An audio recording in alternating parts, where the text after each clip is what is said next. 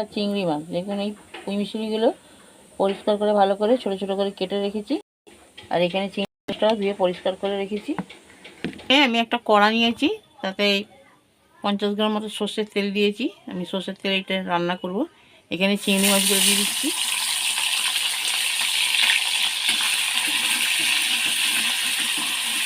এখানে লবণ দিয়ে দেবো, একটু পেঁয়াজ বেটে রেখেছি সেটা দিয়ে দেবো,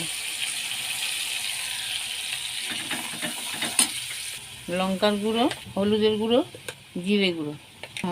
মশলাগুলোকে ভালো করে কষিয়ে নেব।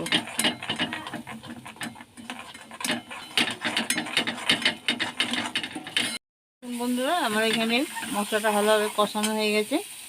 এবার আমি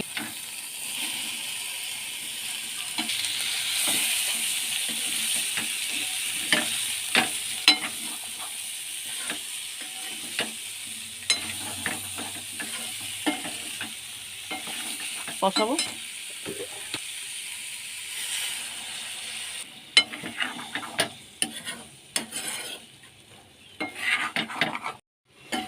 এখানে পুঁই মিশিলিটা আমার ভালো মতন কষানো হয়ে গেছে। এবার আমি এখানে একটু জল দিয়ে দেবো মিশিলিটা গলার জন্য, সেদ্ধ হয়ে যাক ভালো করে, তারপরে দেখাবো।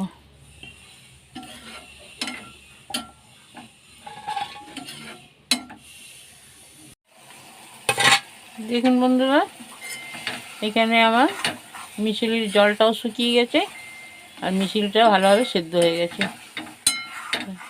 এইবার আমি গ্যাসের ফ্লেমটা অফ করে দেব। এখানে আমার পুঁই মিশিলি চিংড়িটা সম্পূর্ণ রেডি পরিবেশন করার জন্য।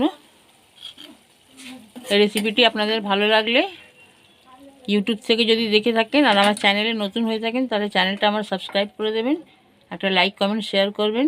ফেসবুক থেকে দেখলে আমার পেজটিকে ফলো করবেন, আমার সঙ্গে থাকবেন।